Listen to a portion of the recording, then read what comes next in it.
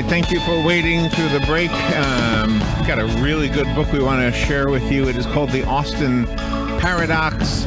It is written by our guest, William R. Leibowitz. He is an entertainment attorney and turns out a really good author as well. The new book in the Robert James Austin Miracle Man thriller novel series. I found it on Amazon, where it already has 52 glowing reviews from the fans of William Leibowitz. Let's say good morning and find out a little bit more. William Leibowitz, it's an honor to have you on the show. Good morning, sir. Thank you. Oh, it's a real pleasure to be on. I appreciate you having me. And where are you? Where are you calling from? I'm actually calling from Massachusetts, Boston, Massachusetts. I'm on a little mini holiday up there, and it's a beautiful area. Oh, nice. About 35 miles north of Boston. Really, really nice. And where's home? Where's home normally? Home is usually in New York, in a small village out on Long Island called Quogue. Way out on the east end of Long Island. Wow, I'm from Long Island. I never heard of Quad. It's small. Well, so tell me, how did it happen that somebody who worked to become an attorney all of a sudden is a best-selling author? How did that happen? Well, I've always found, writing and reading novels and all extremely interesting. And essentially, this whole thing began with my first book called Miracle Man. And I wrote that because I looked around what was happening in society today, where so many of the heroes that we have are either like reality TV stars who really are famous just for being famous. They're celebrity hounds. They don't really have particular talent. And then you have all the Marvel comic book heroes.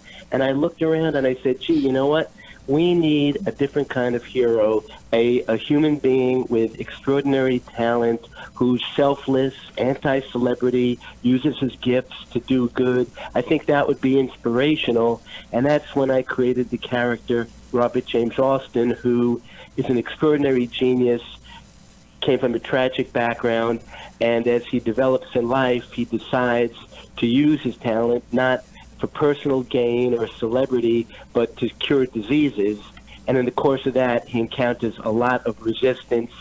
The big pharmaceutical companies can't stand him. The government wants to use him as an operative, all kinds of things. And so that was it. I wanted to create like an inspirational character. Oh my gosh! And in today's world, when I was a kid, Superman, everybody wanted Superman.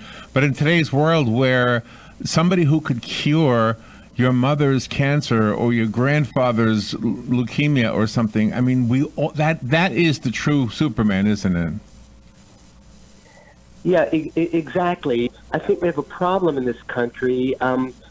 We haven't cured a major disease in like 50 years, but the pharmaceutical companies get richer and richer. Everybody's paying a fortune for health care.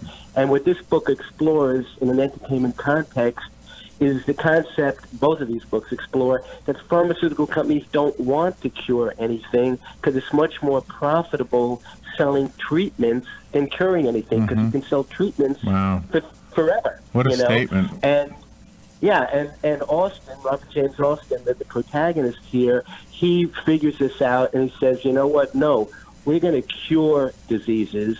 And when he does that, he becomes public enemy number one to the big pharma companies. And you gave us a new perspective on HIV in your book also. Yes, HIV is one of the things that he tries to cure. In the first book, Miracle Man, he comes close, but then he's almost killed. His lab is blown up.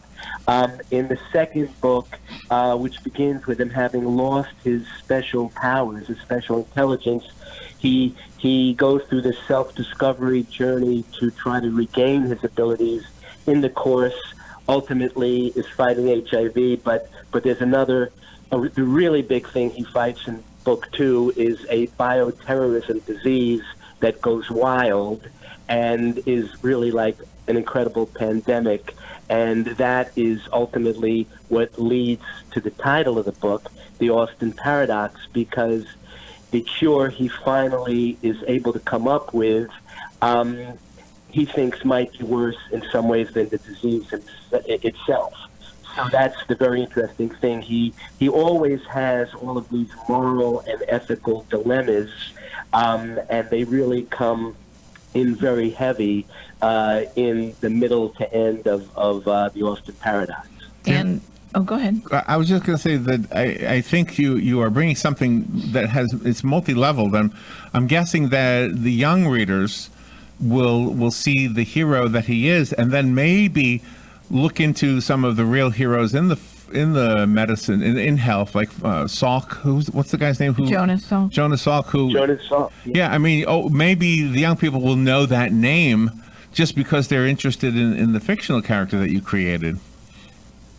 Well, I'm also hoping that people, as I say, find him to be inspirational a little bit and say, you know what, these are the heroes and the role models we should have. The people who do great things for humanity, who are selfless, because so much of what our society is today is, all this glamour and celebrity and let's say low values, and Austin is this inspirational character. He's not perfect. He has a lot of personality problems. He has a lot of demons, but at the core of it, he lives his life to use his tremendous gifts, not to become Jeff Bezos, not to become a billionaire, but really to help people at a terrific price to himself, because what he's doing is very difficult, and unfortunately, he encounters a lot of enemies in the process.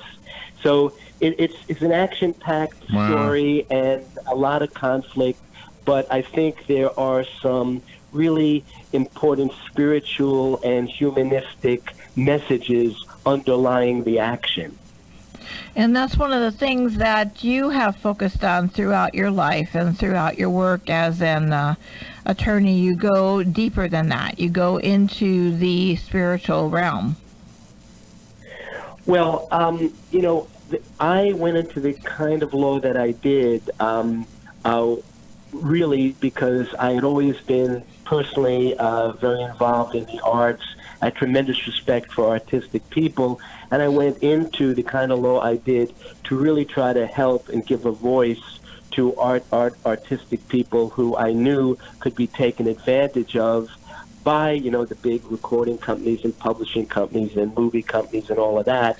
So, yeah, I really think that, you have to try to remember what it's all about, that there are certain values of importance and try to do some good along the way. Robert Austin, of course, is the ultimate example of that, and I think it resonates with a lot of people. I mean, the first book, Miracle Man, got a lot of acclaim. It was a bestseller, and people took that character, Robert James Austin, to heart. They really felt that they knew this person and actually loved him. And the second book, Austin Paradox, continues that. And he's a very imperfect person. A lot of problems, a lot of demons, because he had a terrible childhood, extremely tragic childhood.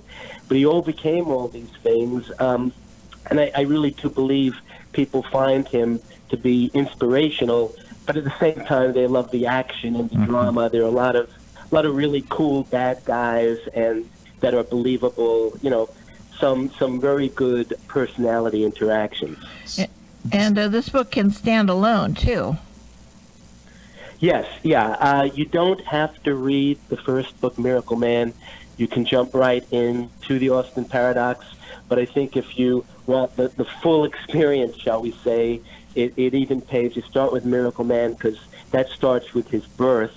And, then I think the Austin Paradox hits home even harder. But it is a standalone, the Austin Paradox. You can jump right into that. Most people who do, by the way, then immediately go and read the first book in the series. So for the listener's sake, could you give us the thumbnail sketch? The book starts out, he's already established in the first book as having this amazing philanthropic way about him to help humanity. And because the pharmaceuticals don't like him, they cause an explosion, and that causes him to, become intellectually compromised? Well, actually, the way the first book ends, Miracle Man ends, there's a big reveal, and I don't want to give it away because it would ruin the surprise, but let's just say the pharmaceutical companies did not blow up his lab and try to kill him. Something else happened that is a shocking ending to the first book. But he begins the second book where he doesn't have this great intelligence anymore, and that, of course, bothers him because he doesn't know what to do with himself. His life purpose is gone, and the big question becomes: did he actually lose this gift that he had? Is it gone, or is his mind suppressing it to protect him because of everything, all the hardships he has gone through because of that great intelligence? And so that's explored, and that's the question: did he lose it, or is it there, but it's just being hidden by himself from him? So you get this whole thing in the Austin Paradox about self-discovery and trying to find himself and get back. He does get back, takes quite a while, and then he's back on track doing what he wants to do, but he has even more people against him and trying to stop him for a variety of reasons than he did in book one. And the whole bioterrorism element, I think, gets very interesting, and a lot of readers have said, wow, that is so scary because that could happen. Could really happen, and if it did happen, unfortunately, we don't have Robert Austin to come to our aid. So it really makes you think. The book will entertain you. I'm talking to the listeners now, but I think it'll also make you kind of think about the world we live in, and maybe a lot of that is absolutely true. I mean, conspiracy theorists believe that we're under the thumb of the pharmaceutical companies, but at the same time, we don't know if it's true or not. It's hard to know, but I think the book will kind of make us want to think about it anyway. I have a copy of the Austin Paradox. If I have one listener who would like the one that was sent to me, just call me. I'll pick one caller at random. 622-9622 is the number. I did find it on Amazon. You're getting really good reviews. Do you have a website that you've dedicated to your work? Yes, miraclemanbook.com, and that has video trailers. It has reviews, descriptions for both books. So miraclemanbook.com, and I think if people check that out, they'll find it interesting. Very good. William Leibowitz, thank you for being on the show with us today. Have fun in Boston. Thank you so much. It's a real pleasure. I appreciate having. All right, we'll be right back. This is WOCA.